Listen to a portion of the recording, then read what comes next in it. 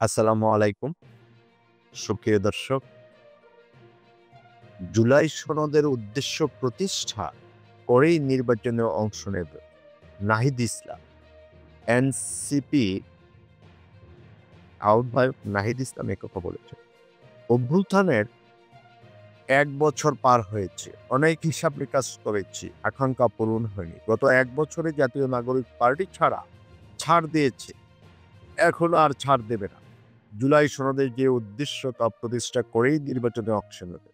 মঙ্গলবার ১২ আগস্ট রাজধানীর কৃষিবিদ ইনস্টিটিউশনে জাতীয় যুব সম্মেলন ২০২৫-এ এসব কথা বলেন জাতীয় নাগরিক পার্টি এনসিপি আহ্বায়ক নাহিদ ইসলাম।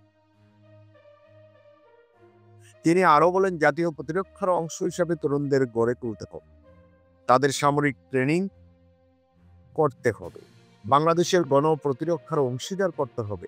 দেশের সার্বভৌমত্ব রক্ষার জন্য তরুণদের সব সময়ের জন্য প্রস্তুত করে রাখতে হবে।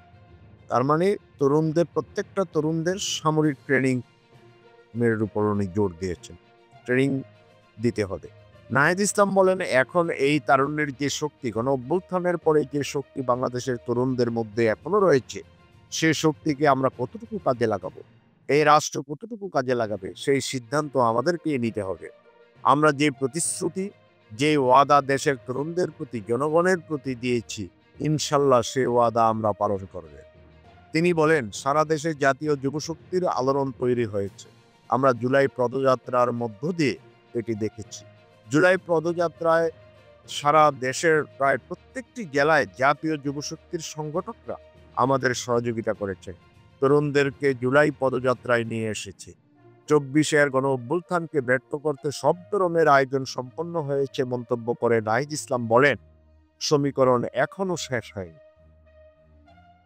যারা এখন এই সমীকরণ মিলিয়ে ফেলছে তারা ভুল পথে হাঁটছে। গত ১ বছর ছাড় দিয়েছি, জুলাই ঘোষণাপত্রে ছাড় দিয়েছি, জুলাই সনদে ১% ছাড় দেওয়া হবে না। নিজেদের মধ্যে ঐক্য ধরে রাখতে না পারলে আরেকটি ১-১১ আসবে মন্তব্য করে তিনি বলেন, নির্বাচন চাই, তবে পরিবর্তনের মধ্য দিয়ে যেতে হবে। জুলাই সনদে ১ বিন্দুও ছাড় দেওয়া হবে না বলে আবার অঙ্গীকার করেন তিনি। প্রতিশ্রুতি বাস্তবায়ন না হলে কোনো রাজনৈতিক দল ক্ষমতায় যেতে পারবে না বলেও হুঁশিয়ারি উচ্চারণ করে। প্রতিশ্রুতি বাস্তবায়ন করতে হবে। জুলাই সনদে ১ বিন্দু ছাড় দেওয়া হবে না। তরুণদের সামরিক প্রশিক্ষণ দিতে হবে। এ কথাটা সুন্দর একটা কথা বলছে। এবং এখন হলো এনসিপি যে এত বড় বড় কথা বলে তরুণদেরকে নিয়ে, এনসিপি নেতা কর্মীদের তো চরিত্র ঠিক নেই। ওরা কিভাবে একটি আন্দোলনটা, গণ অভ্যুত্থানটা সামনের সারিতে থেকে কিভাবে করলো, আর এখন ওনাদের নেতাকর্মীরা কি করছে তা তো জনগণ জানে। তাদের কথায় জনগণ শুনবে এবং তাদেরকে আমূল আরো পরিবর্তন হয়তোবা হতে পারে। তা না হলে সম্ভব না। যাক, আজ এ পর্যন্তই। ভালো থাকবেন। আল্লাহ হাফিজ।